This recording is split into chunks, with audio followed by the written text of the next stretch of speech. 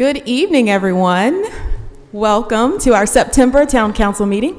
Thank you so much for joining us. We appreciate you being here. We are going to go ahead and get started. We are going to start with our invocation, Mayor Pro Tem Evans. I invite you all to pray with us as you so choose. Dear Heavenly Father, we come this evening asking for your intervention in the business that we conduct on behalf of the town of Knightdale. We ask that you provide us with the discernment in making the decisions that are best suited for our entire community. Remove any bias or any prejudice that we may have towards decisions that are made, that they may be for the fulfillment of our community. Lord, we ask for special protection upon all those who serve and put themselves into the position of taking care of others. For these things we ask this evening, amen.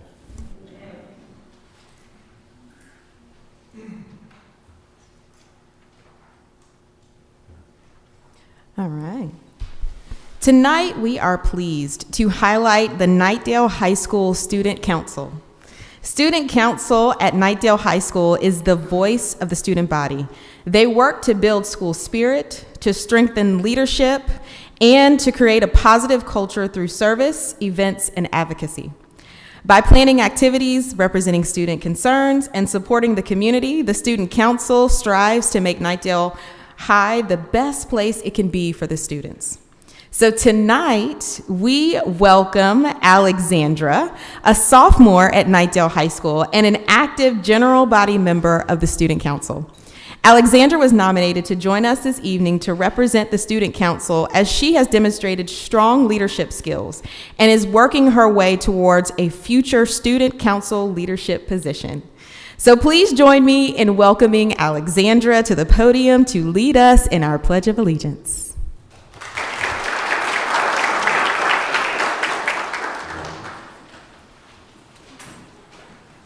I pledge allegiance to the United States of America and to the republic for which it stands, one nation, under God, indivisible, with liberty and justice for all.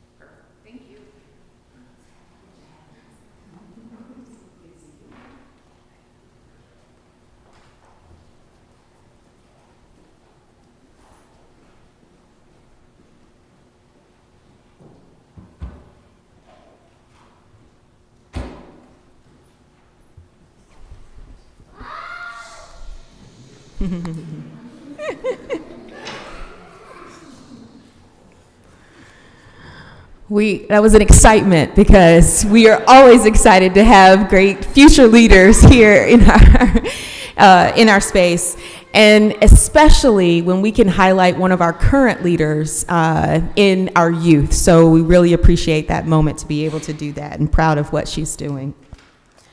Next, we're going to move into the adoption of the agenda. Any changes to tonight's agenda, questions or comments, or motion to adopt? Motion to adopt. Second. All in favor? Aye. Any opposed? Majority approves, motion carries. We'll move to presentations, recognitions, and awards. YMCA Summer Camp Partnership Recognition. Mr. Lefevre.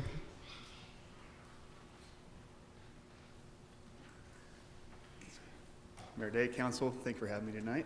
Let's see. I am coming to you on our 5th anniversary with our partnership with the YMCA for our summer camps and track out programs. This whole presentation really spawned off a really cool video that they sent to me for a thank you, just highlighting what we've done with the YMCA over the last 5 years. For this year, a little recap for 2025, we had 352 campers, most of which came from multiple weeks for the summer camp. We had 123 campers per week on average, and the YMCA provided a little over $20,000 worth of scholarships for campers to attend the camp. They also hired and trained 35 local high schools and college students as camp counselors, which goes toward our leadership in the community, which is pretty cool. Let's see, just a couple little photos of some of the awesome activities I got to do this year, and some archery, and love stuff like that. And hopefully this video works. If it doesn't, everyone yell, "Thank you, Knightdale," and we'll be good to go. Thank you. There. Thank you, Knightdale. Thank you, Knightdale. Thank you, Knightdale. Thank you, Knightdale.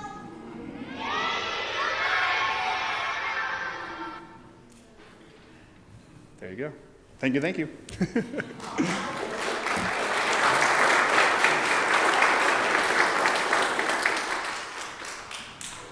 Thank you so much. Also a beautiful moment, so excited about that as well. Next is new employee introductions, starting with introduction of firefighters. Chief Cohn.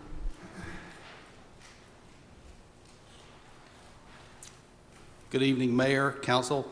Thank you for the opportunity to be here tonight.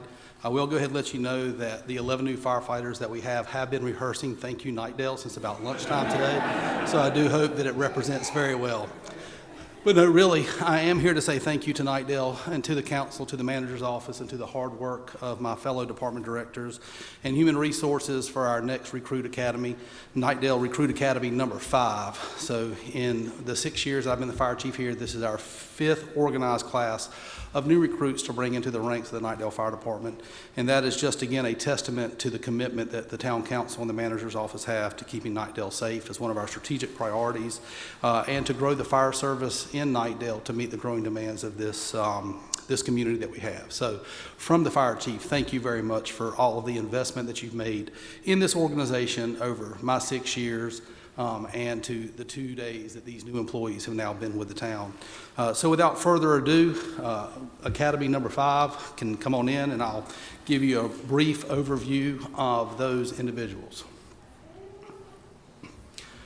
So these 11 firefighters represent a vast amount of knowledge and experience across the spectrum from a number of communities in Wake County, in North Carolina, and outside of North Carolina. First firefighter, A.J. Bowman, from a hometown of Damascus, Maryland. He is the father, he is married, and the father to 1 child. He brings 9 years of experience, and we brought him from Montgomery County, Maryland. Charlie Perry, from Wendell. He is married. He brings 6 years of experience to the Knightdale Fire Department, and he came to us from the Wendell Fire Department. Joshua Gibbs, hometown of Knightdale. He is married. He has 9 years of experience, and he comes to us from the Wake New Hope Fire Department. Travis Warren from Macclesfield, North Carolina. He's the father to 1. He has 4 years of experience, and he comes to us from the Wilson Fire Department. And I said it right, didn't I? Yeah, I've been working on that one. All right. Next, we have Mr. Quentin Fowler, hometown of Raleigh, North Carolina. He's also the father to 1, brings 3 years of experience, and also comes to us from the Wendell Fire Department. Colin Pruitt from Franklinton, North Carolina. He has 8 years of experience, and he's spent his previous time with the Henderson Fire Department. Next, we have David Bledsoe. David has worked with us previously as one of our LSE employees, and we're glad to finally have him here as a full-time employee. His hometown is Roseville. He's married with 4 children, and he has 28 years of experience in the fire service, last serving with the Wake New Hope Fire Department. Next, Jeremy Hall, hometown of Spring Hope, North Carolina, 7 years of experience as a firefighter and a paramedic, and comes to us from the Rocky Mount Fire Department. Nathan Berry, another hometown candidate from Knightdale, North Carolina, with 2 years of experience and coming to us from the Wilson Fire Department. Next, we have Joshua Smith, hometown of Roseville, 1 year of experience coming to us from the New Hope Fire Department. And then Hunter West, hometown of Creedmoor, North Carolina, 7 years of experience and coming to us from the Lebanon Fire Department, my hometown fire department, in Durham County, North Carolina. Combined total, we have 84 years of experience that we are bringing into the Knightdale Fire Department. So in just about 3 more weeks, they'll be riding those fire trucks, serving the community, and making this investment pay off. We hope to see you all in January when they finish their training and probation period, and we have our badge pinning and promotional ceremony. So we look forward to seeing you then. So on the count of 3, no, just kidding, but seriously, thank you all very much for your continued commitment. Lead them out, Hunter. We'll be back for pictures in a minute.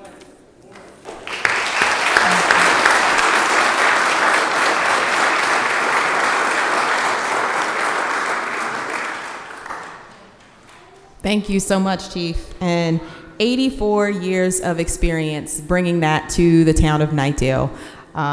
Beautiful, once again, to see. Glad whenever we have the opportunity to bring new members into our Knightdale family. So look forward to the great work that they will be doing, bringing protection to our community. Next is introduction and oath of Finance Director from our Assistant Town Manager.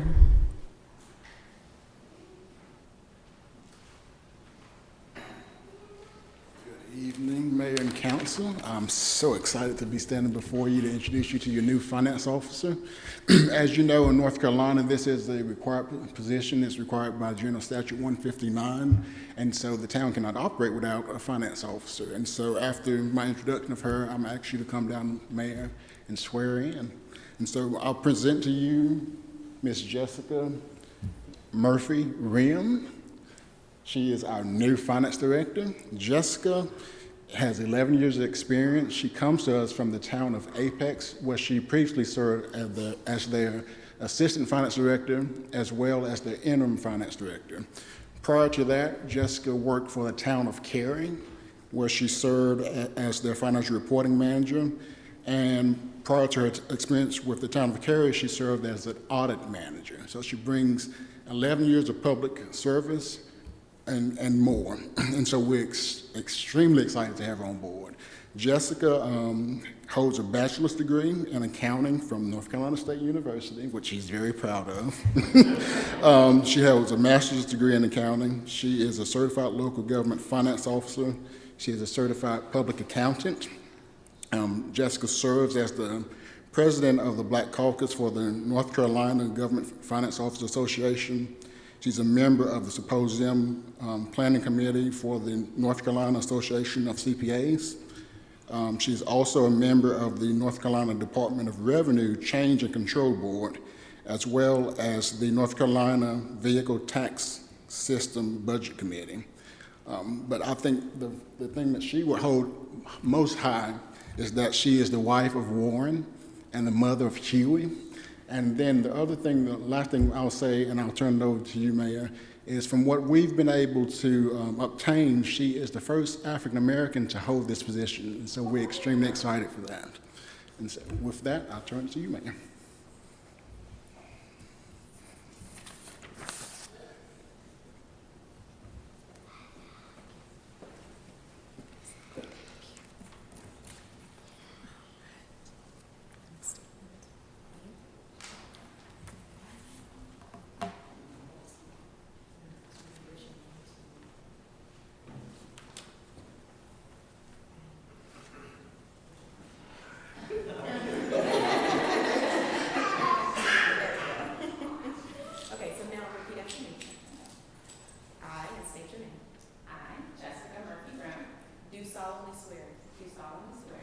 That I will support and defend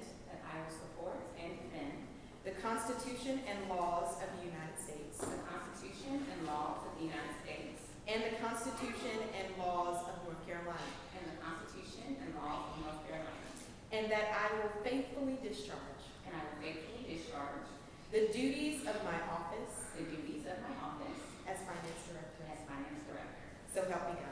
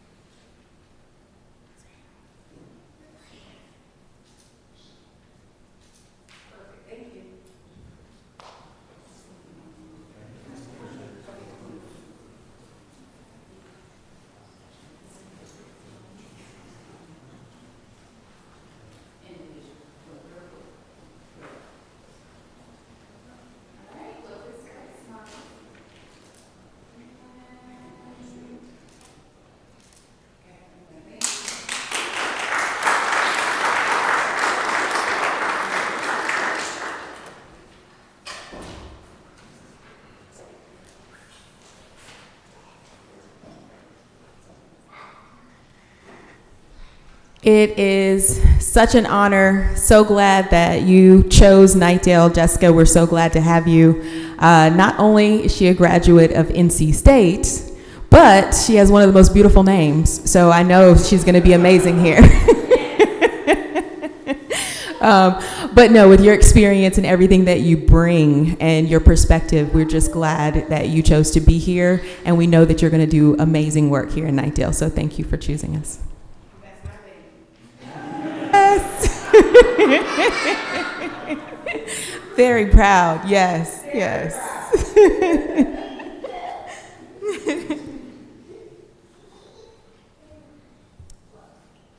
So next is our, next on the agenda is our public comment period. Is there anyone here tonight that wishes to address the council?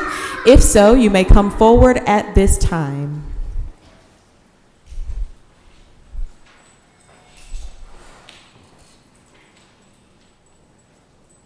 All right, if not, then we'll move on to report on citizens' inquiries. Are there any reports on citizen inquiries?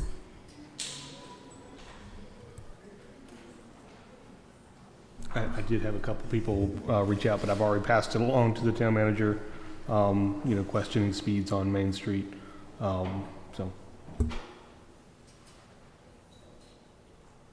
right, thank you for bringing that. Any others? I was contacted by one of our local principals at an elementary school requesting that we consider establishing a crossing guard program at some of our local elementary schools, and I've already passed that along to staff to investigate. Thank you for sharing that as well. Any others?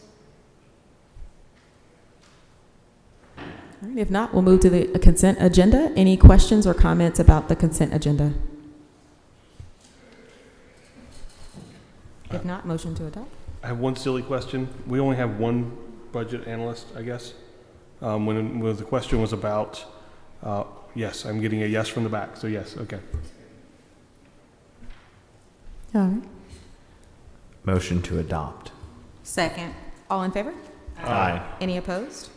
Majority approves. Motion carries. We'll move to old business. First is ZMA-1-24, Old Faison Place. Mr. Brown.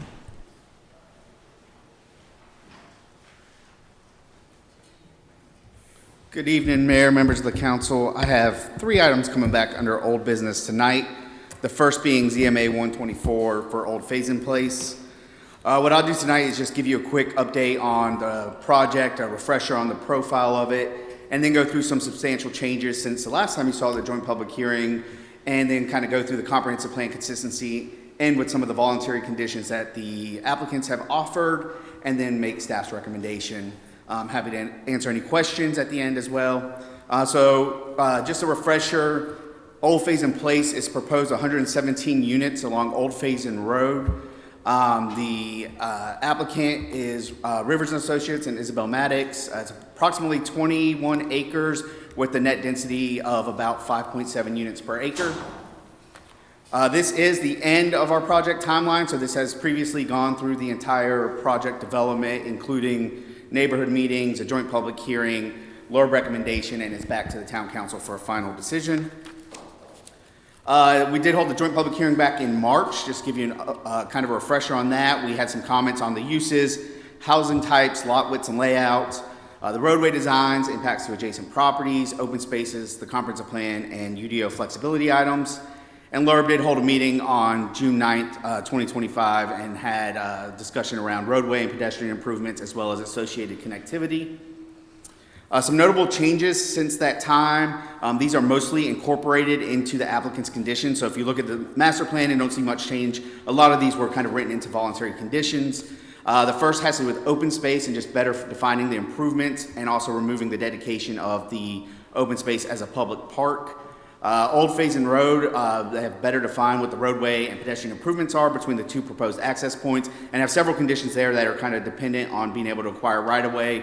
Same with Mingo Bluff Boulevard, better define how the connection will be made, and if they're able to obtain that land from the neighboring property owner, how they plan to develop that in the future and how that process would kind of play out as time went on. There are a few site development allowances within the application, including lot width, driveway lengths, street classification design, intersection design on collector streets, and then the required distribution of uses. These are common site development allowances we see and are mostly aligned with what we've approved in the past. Staff does not have any concerns with the site development allowance as proposed. This is a planned unit development. The proposed base zoning district is GR8, therefore the applicant must meet all of the standards of the GR8 zoning district, or proffer alternative provisions if they propose those. Council can request but not require additional conditions, and this does apply to the previous water allocation policy. We kind of changed our water allocation policy during their application period. So using permit choice under North Carolina state law, they're able to use the old one. So in order to take action by the general statutes, the council is to consider if the action is consistent with the comprehensive plan and why it is reasonable and in the public's interest. And so if you look at the comprehensive plan, this is just looking at the first map in our intentional growth areas map, this is within the secondary growth area. Those are the areas in the comprehensive plan that are designated for growth during the time frame of the comprehensive plan, which is really 2024 to 2035. And so we would anticipate development proposals coming to these areas as new investment is made and investments in infrastructure are made. If you look at the urban small town framework map, this does fall within a mixed use place type activity center. So it's right adjacent to a trail oriented activity center. And then we kind of have these corridor linkages between activity centers that are meant to be kind of the connective tissue. And this falls into that. So it's meant to be a mixed use neighborhood place type, but not necessarily be the mixed use center itself. Again, adjacent to the trail oriented development activity center. And the future place type actually calls for a mixed use neighborhood, which anticipate a mix of different uses, pedestrian connections to the activity center. It's varied lots on different lot sizes, a mixture of home types, goods and services at a neighborhood scale, providing different pedestrian amenities, and then comprehensive open spaces with small parks, gathering spaces, community gardens, etc. If you put this on the place type transect, it falls within the neighborhood place type. And then looking at the CTP, or Comprehensive Transportation Plan, the major corridor there is the Mingo Bluff Boulevard extension. We have been working with the applicant over the period of time of this proposal to try to work to see if we can make the ultimate connection. Ultimately, they will build an extension of Mingo Bluff Boulevard within the development as proposed and continue their efforts to try to get the remaining piece to connect all the way to Mingo Bluff Boulevard as it exists today. Greenway and pedestrian plan did not necessarily have any greenways here. That does have a stub to the east or west, going towards Hodge Road, and we are able to incorporate some greenway connectivity through this development proposal. Looking at the Parks and Rec master plan, it falls within the vicinity of a future park area for the potential passive park along Hodge Road, and also just outside of the service area of Panther Rock Park. Looking at the guiding principles, this really has the opportunity to advance 5 of the guiding principles, looking at planned and orderly growth, townwide placemaking, the inclusive livable town, home and neighborhood choices, and multimodal transportation systems. And looking at the affordable Knightdale plan, it has the ability to forward 3 of the goals of that, the expanded housing options choice, the mixed income focus, and then the inclusive livable town, creating that walkability to the commercial center and potentially to that mixed use center at Hodge and Old Faison. This does fall within the River District Small Area Plan, and so in that there are some additional conditions that speak to the River District Small Area Plan. I'll kind of hop right into those. I'm not going to read these. The first one is regarding the open space. So the developer has committed to certain open space implements such as pickleball courts, playgrounds, benches, all kinds of different open space amenities, but they've also agreed to incorporate the River District into that amenity. So they'll work with staff through the construction drawings to implement River District elements into their proposal. They're also still working on connecting those 2 separate driveways. There's some intervening parcels, and if they're able to make the roadway improvements and the pedestrian network work there with the right-of-way, they would like to do so, and they've offered to do so. They put a timeline to it, but they're still working to that regard to try to make that connection and then continue the enhanced landscaping along that corridor as well. They are offering larger street trees. Being in the River District, we've kind of seen this as a good way, and also green infrastructure elements, rain barrels, things of that nature, permeable pavement in the parking areas for the cottage-style townhomes. So they're also looking at green stormwater infrastructure in that regard. And then incorporating River District elements into the subdivision street signage. So we've seen now the Elevate Riverview apartments at Pool and Hodge, and also the Knightdale Gateway Industrial Park start to incorporate River District signage. And so this will be a continuation of that type of signage. Really helps with branding the River District. They have committed to doing a trip generation memo when the commercial out parcel is developed. Right now, we don't know what that ultimate user will be, and so this will allow us to know if there's need for additional transportation improvements once that's developed, and also committing to more River District architecture as part of the non-residential development once that's developed, and also limiting it to the uses that are included in the plan unit development. The Mingo Bluff Boulevard kind of being the big thing. They've kind of outlined 3 different options for Mingo Bluff Boulevard. One is that they'll continue to try to acquire the overall parcel and incorporate it into a PUD amendment to come at a later date. And so they'll work with the property owner to see if they can come to a agreement to acquire that parcel and incorporate it into the development. The second would be if the development was to be approved as is, they would build the roadway connection if the town was able to assist with right-of-way acquisition in the future, or at a third base level, it's kind of a waterfall effect one. Try the first one first, then option 2, and then option 3 would be to pay a fee in lieu for that improvement, and the town would be responsible at a later date for the right-of-way and construction of that. They've also agreed to doing an art installation and then several things around right-of-way improvements for the streets and the street sections as well. This did go in front of the Land Use Review Board on June 9th. They did recommend approval 3-2, and they forwarded the following advisory statement describing plan consistency and reasonableness of action to the Town Council, and that is that the proposed zoning map amendment is consistent with the Knightdale Next V2 2035 Comprehensive Plan, as it addresses several of the guiding principles by aligning a mixture of uses, housing options, and public spaces to create and celebrate a distinct sense of place that encourages social interaction, active living, inclusivity, and community. Furthermore, the proposal's committed pedestrian, utility, and recreational infrastructure improvements, along with the mix of uses and densities, could contribute to a future energized activity center in close proximity. The request is reasonable and in the public interest as it expands publicly accessible recreational opportunities and could increase connectivity for vehicles, bicycles, and pedestrians in the vicinity. Staff's recommended motion is to adopt the LURB advisory statement regarding comprehensive plan consistency, adopt the conditions as proposed, adopt ordinance number 2509-17002, which will effectively approve ZMA 1-24. Happy to answer any questions you have. I know that the applicant team is here as well. If you have difficult questions that I can't answer, they are here and are willing to answer any questions or consider any additional conditions or anything like that. So, thank you. All right. Thank you, Mr. Brown. Bringing it to council for any questions, comments? Quick question, Jason. I know that the applicant is aware of the urgency of us wanting to make that connection into Mingo Creek.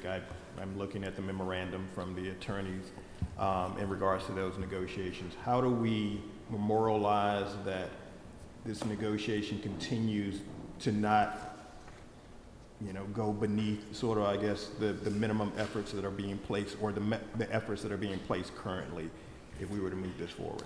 So the way the zoning condition is written is kind of standard contract language. Roger could probably elaborate if needed, but it kind of to use commercially reasonable practices to continue the conversation, making offers with them, trying to continue the conversation. I think they put a timeline on that. They have been working with the neighboring property owner for quite some time. And so looking at having the offer accepted, I believe sometime in the next short period of time, about 30 days or so. And if they're not able, using those commercially reasonably practices to acquire it, then looking at potentially going forward with the development if it's approved, and working with the town to see if we can assist in that. And then they'll still build the roadway if we're able to assist with the right-of-way acquisition part of it. And then the third option would be to pay the fee in lieu, would be the kind of last option. But The best I can say is they've made efforts as outlined on the memo that you have. They've been trying diligently to work with the neighboring property owner, and we hope that they can come to a private resolution to this, but this ultimately will be an important roadway connection to the town, and something that we would just have to consider as they go through the construction drawings and through the next iteration of plan to see if it's something the town wants to participate in. Yeah, and it shows that the developer has made good faith effort above and beyond, I believe. And my concern is that, like I said, if it was to fall off, then it kind of falls back to us in the town to determine a path forward, right? Right. Okay.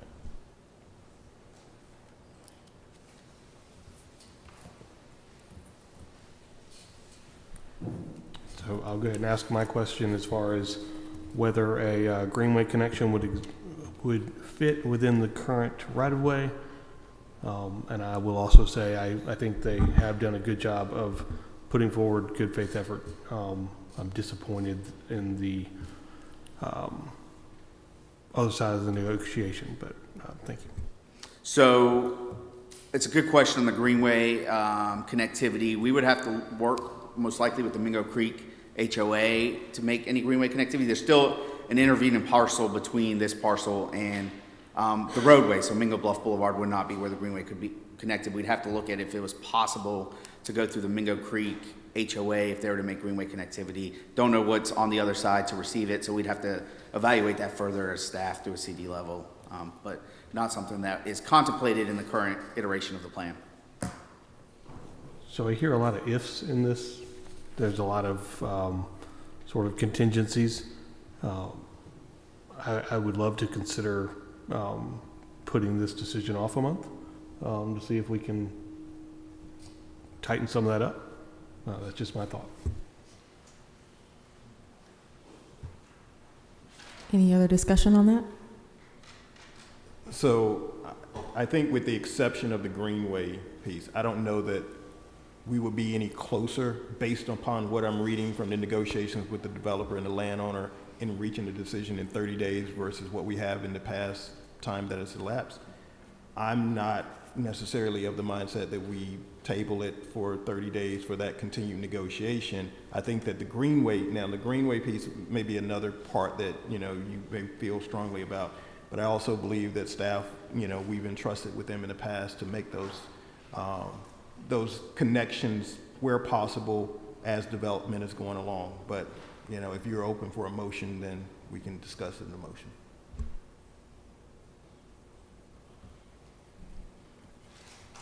Any other discussion before? I'll go ahead and just put my 2 cents in that I agree with Mayor Pro Tem Evans. I think that we do have very capable staff who have been working diligently. The applicant has done pretty much all the legwork that we've asked, and they've worked continuously with staff. I think at this point to continue it on our end, hoping that something will change for the greenway or something else, I think that would be kind of just punishment at this point. Okay. And I get that. I'm just unlikely. I don't think I can vote for a plan that will that feels like it will forestall any connectivity to Mingo Creek. We've promised that for years. It's been needed for years. So that's why I was trying to give a little runway. So yeah, I'm probably not in favor at this point.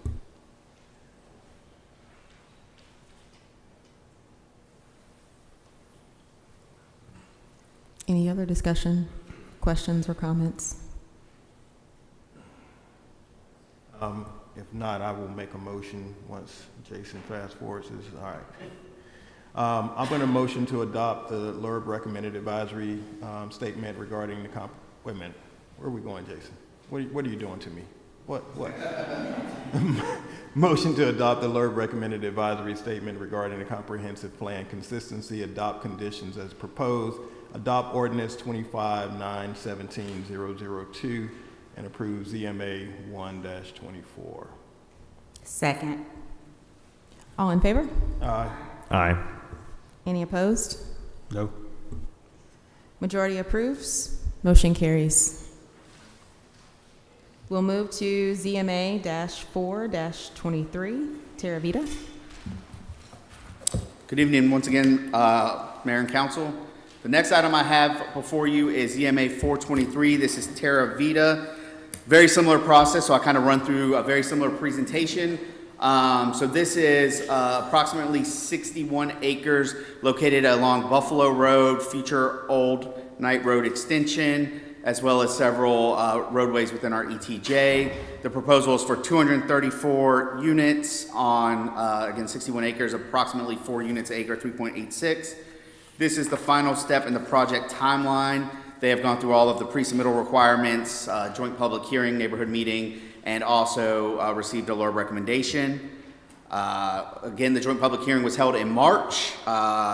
Several of the comments were around drainage and runoff, environmental impacts, SEM design, traffic volumes, roadway ownership and maintenance, tree preservation, and the comprehensive plan and guiding principles. This did go in front of the LURB at their August 11th meeting. They talked about the proposed changes, comprehensive plan consistency, housing types, variety and location, buffers and environmental impacts, open spaces, and vehicular and pedestrian infrastructure. Some notable changes since that time.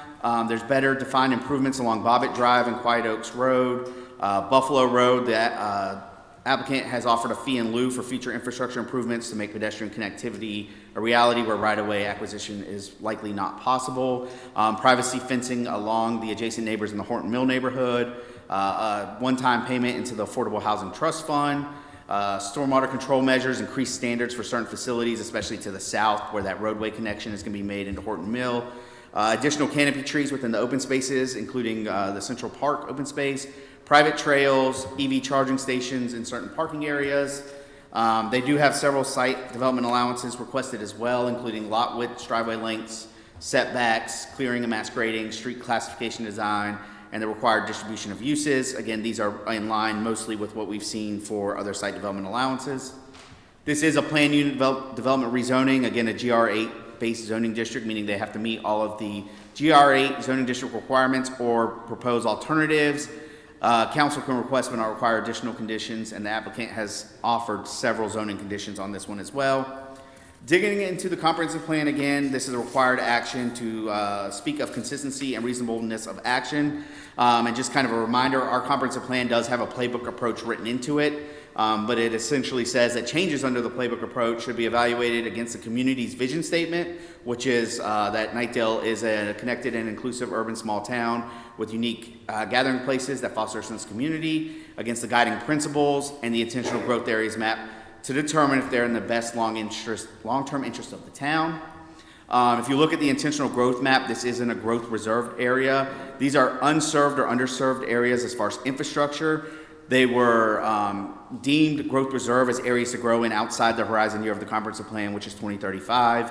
And it's areas where it would likely be expensive to extend services like water and sewer.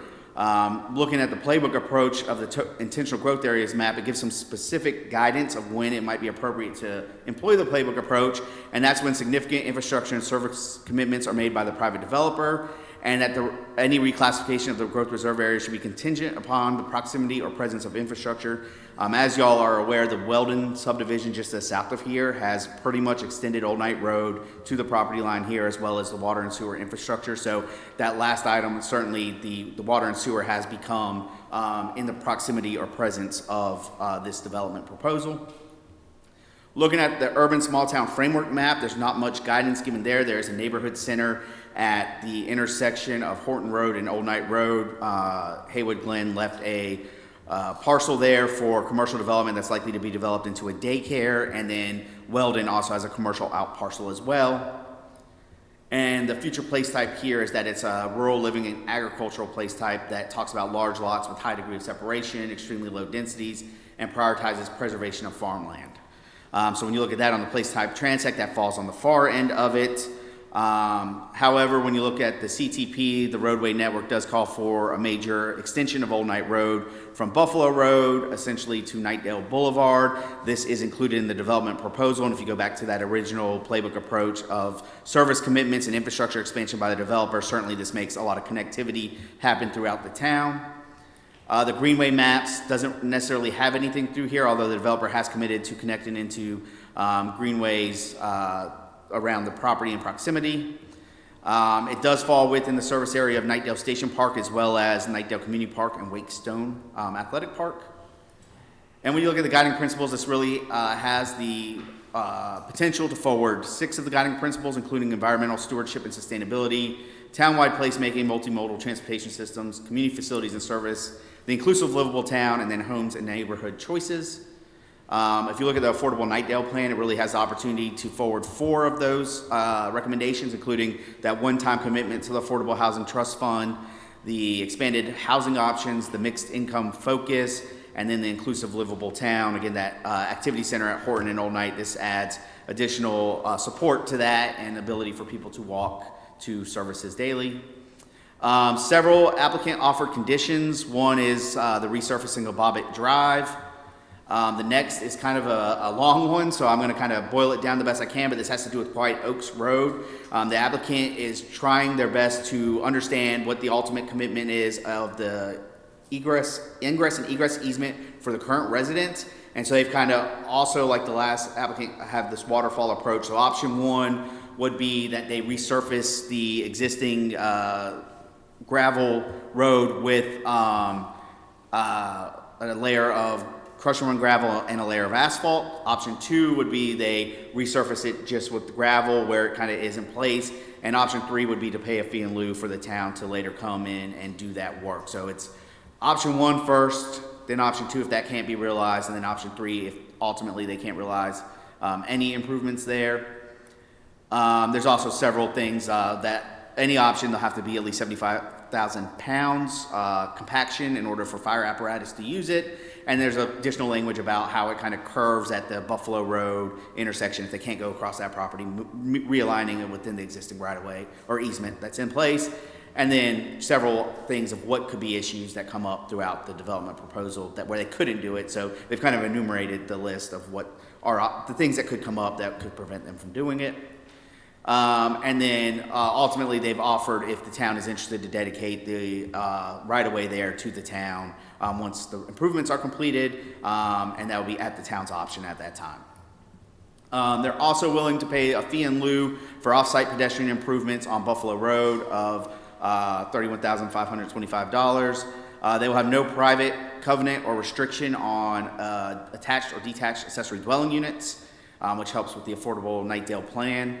They are willing to plant larger street trees throughout the development. They are committing to their architectural standards that are in the PUD book as a zoning condition, also committing to a privacy fence along the property line as well, making a one-time contribution to the Affordable Housing Trust Fund of $25,000. There's I'm not a stormwater engineer necessarily, but they're going to engineer the stormwater device to the south a little bit to handle more stormwater to prevent anything coming off-site to that property where the Horton Mill extension is being made. In addition to the new canopy trees listed in their master plan, they're going to put 25 additional ones within the open space in their central park. They're going to provide mulch paths around the existing pond in the central park. So those are the applicant offered conditions. LORB did meet on August 11th to discuss this. They ultimately recommended approval 3-2 and forwarded the following advisory statement describing plan consistency and reasonableness of action. And they said, well, the proposed zoning map amendment is inconsistent with the rural living and agricultural place type of the Knightdale Next version 2 2035 comprehensive plan. It addresses several of the plan's guiding principles through balancing land use, open spaces, housing, transportation, and infrastructure decisions with quality public spaces that promote a welcoming, inclusive, and diverse community for residents and support a more livable, memorable neighborhood. When implementing the playbook approach, the proposal's committed vehicular, pedestrian, and utility infrastructure improvements will enrich the mix of land uses in close proximity, make efficient use of existing infrastructure, and provide new capacity in existing service areas to keep pace with growth, all of which allow for the reclassification to a secondary growth area on the intentional growth areas map. Furthermore, the proposal aligns with the goals of Affordable Knightdale by including missing middle housing types that aid in establishing a mixed-density neighborhood connected by a network of open spaces to provide a range of home choices in the same neighborhood. The request is reasonable in the public interest that it expands publicly accessible routing options for vehicles, bicycles, and pedestrians in the vicinity. And with that, staff's recommendation is to adopt the LORB recommended advisory statement regarding plan consistency adopt the offered condition as proposed, adopt the ordinance 25-9-17-003, and approve ZMA 423. I'm happy to answer any questions you have about that one as well.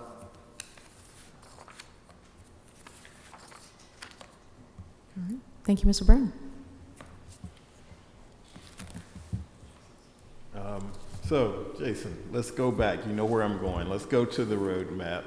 I know we've made this an issue in the past, but I need for you to give me a quick refresher as to what is the issue with not bringing Quiet Oaks to DOT standards versus the proposed improvement? So, my understanding from the conversation we had with the applicant after our last work session is there's not necessarily enough right-of-way to make the full DOT standards there. There's also several encroachments into that private access easement. So where people that have lived there for a long time have either put fences, structures, other things within the area where the right-of-way would have to go. And there's not really clear line of what all rights each person has along that as far as ingress and egress. And so to go in and do a full DOT standard, you would have to likely acquire right-of-way, move people's structures, fencing, driveways, all kinds of things that have been kind of encroaching along that over time. And so what they're trying to do to kind of meet the town in the middle is to just kind of keep the gravel trail where it is in place and make it better for the residents there, but also for the future residents that might use it as well, without having to necessarily wrangle. I don't know how many homes exactly are over there, but there's maybe a dozen property owners that have different various encroachments upon that can't realize the ultimate right of way. Okay, so, and this may be a question for the applicant, I know they're here as well. Per our last meeting, many of those residents along Quiet Oaks had indicated they had not had any contact from the developer to even look at the negotiation of what those easement acquirements would look like or could ultimately yield. So, I guess my question would be, has any of those or have any of those conversations occurred since the last meeting to know if that's reasonable? And so I'd like to get that question answered from the developer or whomever. And then one follow-up question. I know there was also concerns about this kind of spilling out onto Cotton Drive, I think it was, which was apparently in pretty rough shape as well. And if there was any thoughts or any, and I don't know if I think Cotton Drive is DOT, but I didn't know if there was any improvements notated in regards to Cotton Drive. So Cotton Drive, in the previous iteration of this plan, had a alley that kind of went into Cotton Drive, and then also a connection from that road coming to the south on Horton Mill into Cotton Drive. In lieu of doing that, they've kind of not connected the roadway and rerouted the alley to connect into the internal roadway system, therefore not putting additional trips onto Cotton Drive via this development, kind of leave it as is. And then on Bobbitt Drive, there is a connection, and they've committed to resurfacing that if it's necessary. I think the residents along Bobbitt Drive had worked together to kind of get it brought up to NCDOT standard and get it ultimately accepted by DOT, but they're going to look at it and do additional improvements just based on putting more traffic there. But I'll leave the other question definitely to the applicant. Okay, so just to that point, so is it just stubbing out at Cotton, or will there be any opportunity in the future to actually make that connection? So they'll put one of our typical barricades there, say future road extension, and then dedicate the right of way. If we ever had the opportunity in the future to go in and connect them, we would, but not make the connection at this point.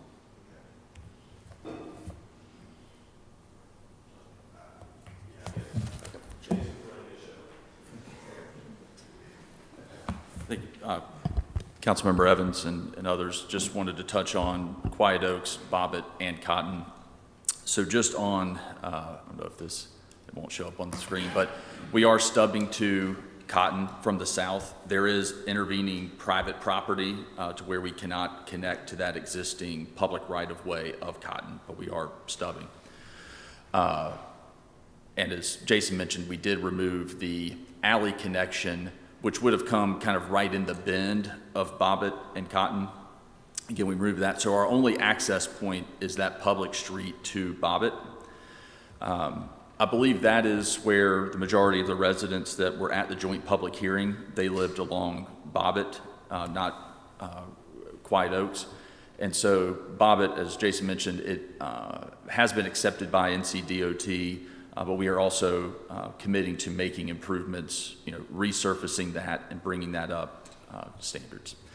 For Quiet Oaks Road, in addition to the right-of-way width, or the easement width issue, the encroachments that Jason mentioned, also all of those properties are served by well and septic. Because of the age of that well and septic infrastructure for each of those lots, it is not clear whether that is in the rear of the yard, one or both are in the rear, or one or both are in the front. And so there's also the potential that going outside of not just where the current drive is, but certainly outside of the current easement, that and work required as part of bringing that up even to NCDOT standards could potentially impact well and septic areas for those lots. The feedback that we received throughout the process from folks on Quiet Oaks is that they do not want anything different than what is out there today. They like it the way it is, that it doesn't, attract folks coming down Quiet Oaks Road, and they really don't want anything to bring traffic down Quiet Oaks Road. That is why we've also added a condition kind of as our public street hits Quiet Oaks, kind of signage essentially saying, no through traffic, no exit to the folks in the new subdivision to route them, out to the public street we are providing up at Buffalo Road. But based on, council feedback on making improvements to Quiet Oaks, that's why we've kind of continued to offer to make those improvements, not necessarily at the request of any of the homeowners along Quiet Oaks, but in response to feedback we've received both from you all and staff. So, and I appreciate that explanation. After our joint public hearing, I did talk to homeowners, a few across Quiet Oaks, and I went out and looked as well. And so my question is, I know you say you have the assumption that there could be interference with wells or things of that sort, but have you all done that due diligence to make certain that this could be obtained? And based on the resident feedback that I had conversations with, they hadn't had any conversations with the developer. And so, because I kind of felt like I came down maybe a little too heavy that last round, so I wanted to make sure I wasn't overstepping. And I don't know that, at least in my opinion, good faith effort has, at least to what I've heard, been placed towards making Quiet Oaks more DOT receptive, because I would not be in favor of the town accepting Quiet Oaks with just a more, extensive crush and run. Right, and certainly in our, well, I'll address two things. First, the last comment about accepting the road.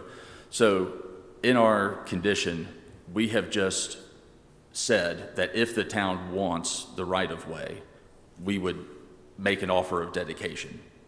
Certainly the town does not have to accept that, and again, the offer would only be at the request of the town.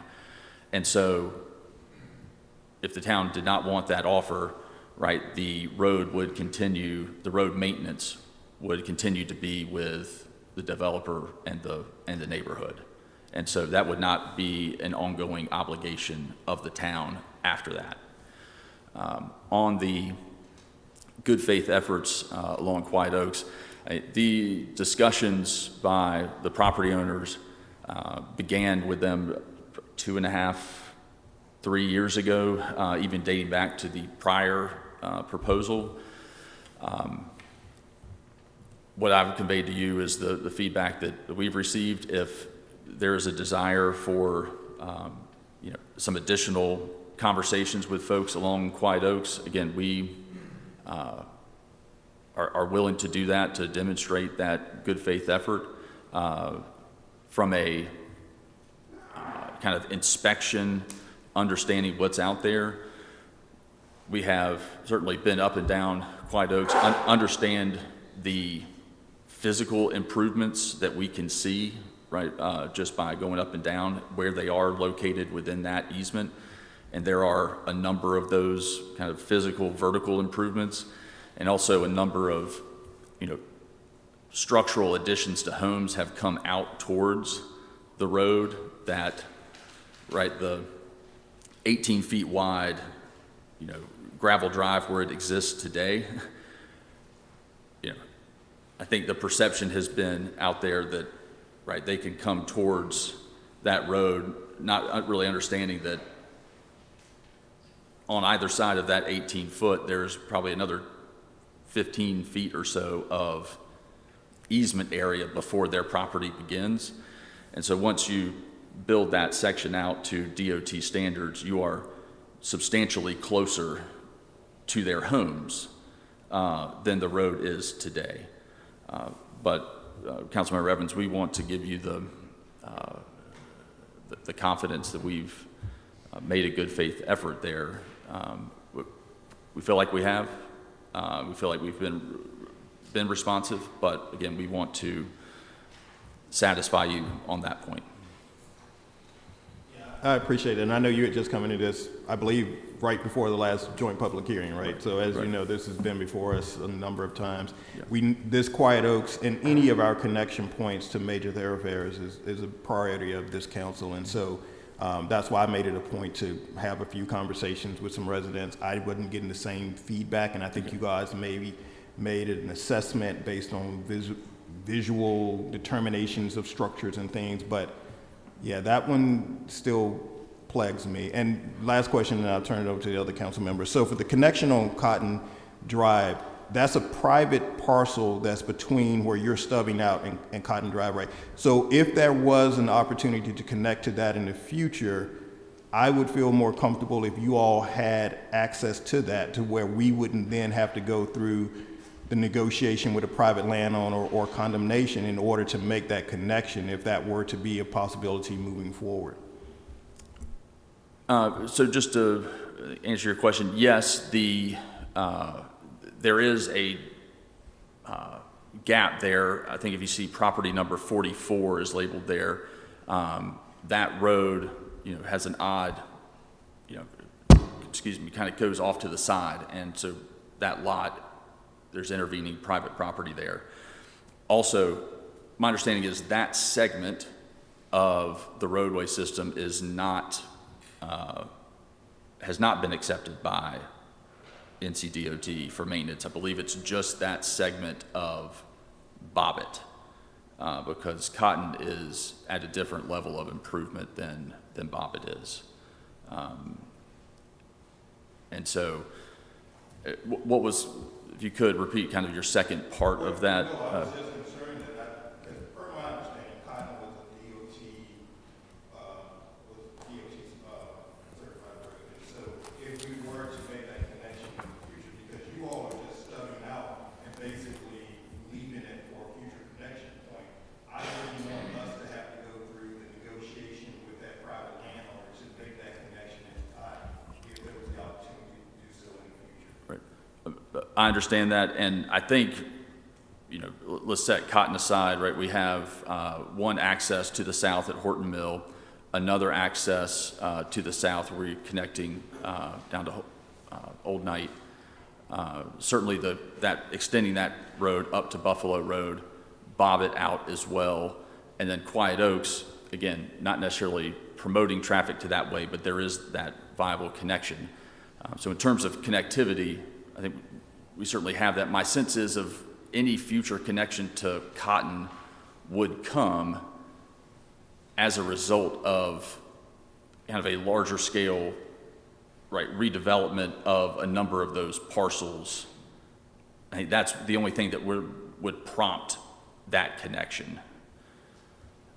I don't know if that's kind of addressing your question, but.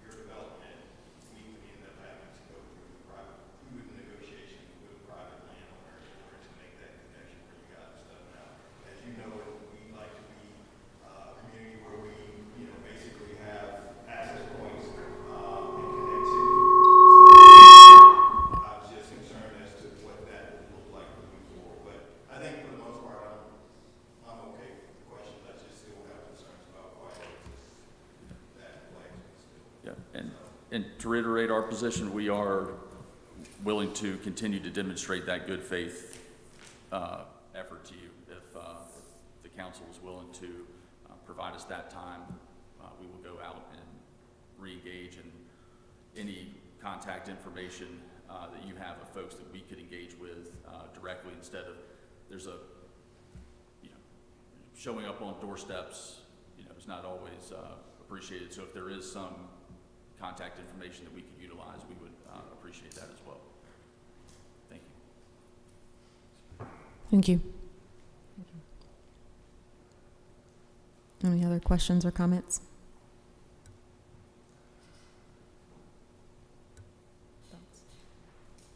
Discussions?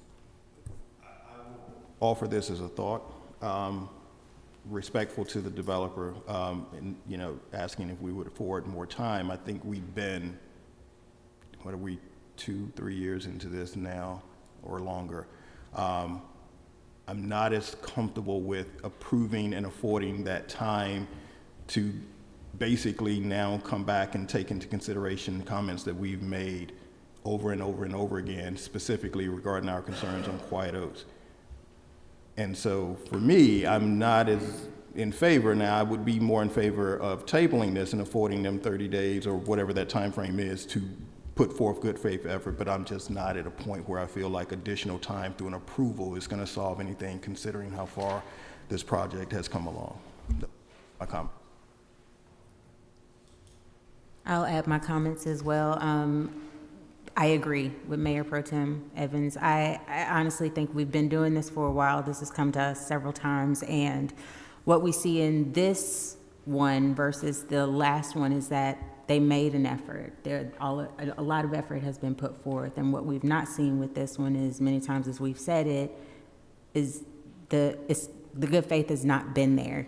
I know you said it has, but when you don't bother to engage the residents on a street that you are about to put a development back up against and try and talk to them about potentially doing all of the things that might, get you paved or get that easement, it sends the message to us that you're not willing to do the work. It sends the message that you are just going to do enough to get by, and that's not what we want for our residents here, and that's what we try and stay away from.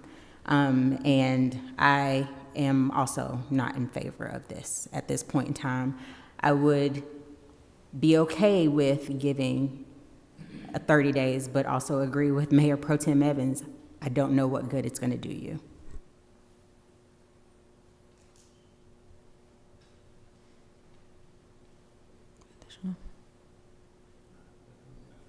Mayor, if I could just, and I'm happy to have Mr. Mike Jordan, who has engaged with residents and owners on Bobbitt, Cotton, and Quiet Oaks.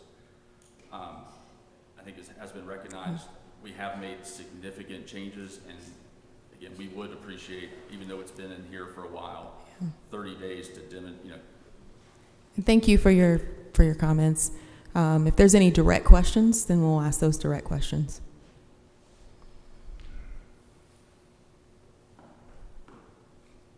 All right. If there's no other questions or comments, I'm not seeing any more. It looks like maybe if there's a motion.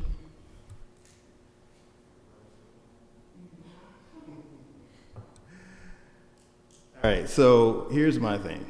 I'm not inclined, and I'm not favorable for this development at this time, but I'm not also inclined to just deny it tonight and push you off another year. I would recommend that we table this until our next public hearing or to our next hearing. When is that? Or go ahead on, Bill.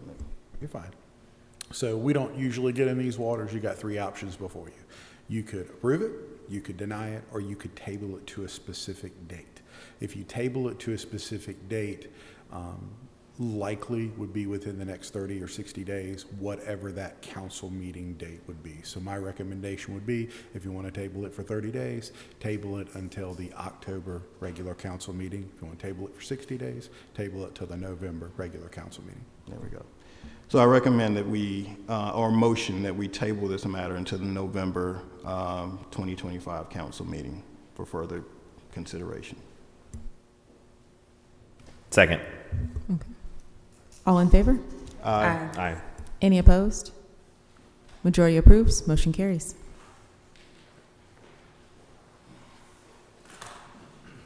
Next is ZMA-7-24 Hopkins Farm. Last one tonight, I promise, for me. So the next item I have in front of you tonight, Mayor and Council, is ZMA 724, which is the Hopkins Farm Plan Unit Development. Same kind of setup as the last two. So this is at Pool Road, just east of the Estates of Smith Crossing and just west of the previously approved Haven at Griffith Meadow. The developer of this will be Lennar. It's about 51 acres, 171 units, totaling density of about 3.37 units per acre. This is the final decision point for this tonight. It's gone through all of the neighborhood meeting, town council joint public hearing, as well as a lower recommendation. Just to give you a recap from the July 17th joint public hearing, there were some comments received around buffering, landscaping, screening, and separation, access, traffic volumes and congestion, open spaces, and the comprehensive plan and guiding principles. And again, at the lower meeting on August 11th, there was discussion around the proposed changes, comprehensive plan consistency, emergency response times, fire code requirements, existing environmental features and future of those features, and also housing types and varieties. Notable changes since the joint public hearing: there has been introduction of electrical vehicle charging in all homes to be pre-wired. The alley design adjacent to Estates of Smith Crossing was redesigned to better provide both visual and acoustical separation. There is an offer to either build or pay a fee in lieu for wayfinding signage along Pool Road. And also, similar to the last one, an accessory dwelling unit condition that will prohibit any private covenant or restriction that will prohibit ADUs. They do have their own covenants of location, size, and everything, not enforceable by the town, but enforceable by the HOA as far as what they can do with accessory dwelling units.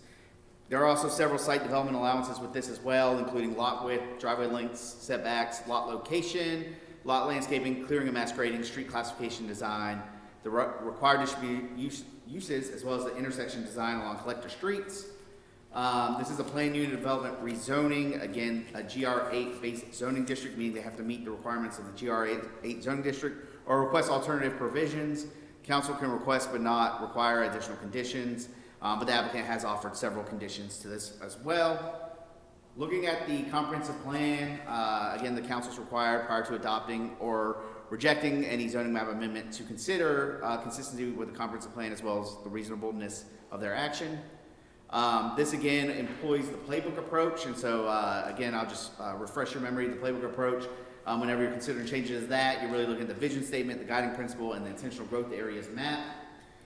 The intentional growth area map does put this in a growth reserve area, which were underserved and underserved by infrastructure, and it would be expensive to extend services. Obviously, with this development, the Haven at Griffith Meadow has now received construction drawing approval and has begun expanding infrastructure. There's a pretty large sewer line actually in Poplar Creek, about a 30-inch sewer line that they will tap into and extend to the Haven at Griffith Meadow, as well as the proposed Hopkins Farm subdivision.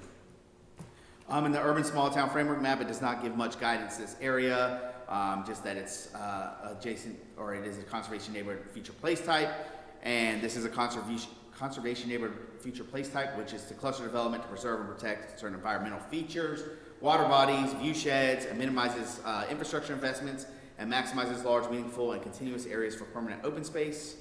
That falls within the neighborhood's place type on the transect. Looking at the CTP, there are several CTP roadway lines that are forwarded by this, including road frontage improvements along Pool Road that will continue the Haven at Griffith Meadow road frontage improvements, as well as an east-west collector street that will tie into both neighborhoods, as well as the Estates of Smith Crossing, and then a new north-south collector that they're designing that will serve basically as a collector street. The sideways and greenways map, they are pretty consistent with that and will extend greenway connectivity.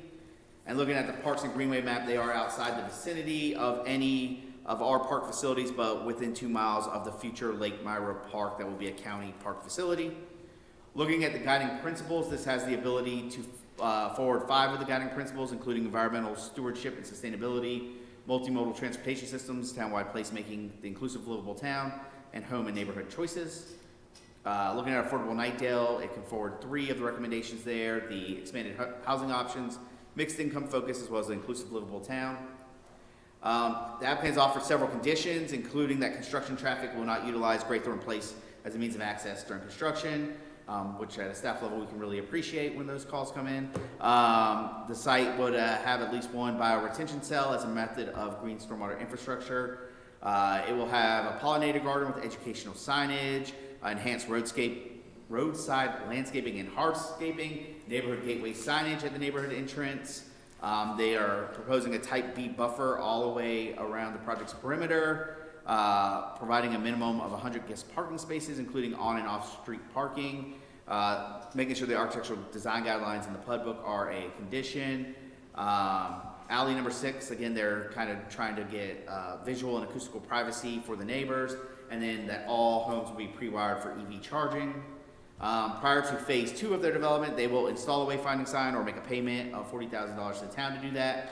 And again, they will have a restrictive covenant that they cannot restrict ADUs, but they'll regulate their location, design, etc., and ensure compatibility with homes. The Land Use Review Board did meet on August 11th to discuss this. They recommended approval 4-1, and they did forward the following advisory statement describing plan consistency and reasonableness of action, and that is the proposed zoning map amendment is consistent with the Knightdale Next V2 2035 comprehensive plan as it addresses several of the guiding principles, such as emphasizing community character and high-quality design ideas that create a distinct sense of place with inclusive public spaces, a variety of housing options, and multimodal options for residents and visitors, while creating a sustainable and environmentally sensitive neighborhood. When implementing the playbook approach, the proposals committed vehicular, pedestrian, and utility infrastructure improvements will enrich the mix of land uses in close proximity, make efficient use of existing infrastructure, and provide new capacity in existing service areas to keep pace with growth, all of which will allow for the reclassification to a secondary growth area on the intentional growth areas map. Furthermore, the proposal embraces elements of the conservation neighborhood future place type through commitment to sustainability efforts, natural resource preservation, and providing opportunities for active living. The request is reasonable in the public interest as it makes efficient use of the existing landscape that prioritizes eco-friendly designs and conservation efforts to reduce its impact on the environment while developing a vibrant, sustainable, and safe community in which people not only desire to visit, but also live, work, and play. So with that, staff's recommendation is a motion to adopt the LURB recommended advisory statement regarding comprehensive plan consistency, adopt the conditions as proposed, adopt the ordinance 25-09-17-004, and approve ZMA 7-24. And I'm happy to answer any questions you have at this time. And I know the applicant team here is here as well. All right. Thank you again, Mr. Brown.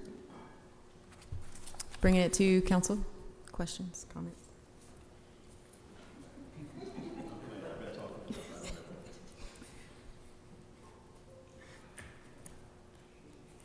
None? Hearing none. Is there a motion? I'll make a motion to adopt the LURB recommended advisory statement regarding comprehensive plan consistency, adopt the conditions as approved, and adopt ordinance 25-09-17-004, and approve ZMA 724. Second. All in favor? Aye. Any opposed? Majority approves. Motion carries.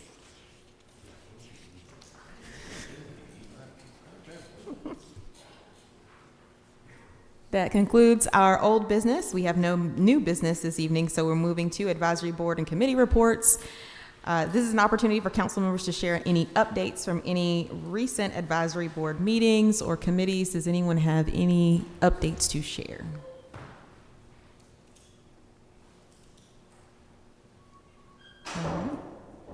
If not, then we have come to the end of the meeting. May I have a motion to adjourn? So moved. All in favor? Aye. Any opposed? Majority approves. Motion carries. We stand adjourned. Thank you all for joining us for our town council meeting this evening.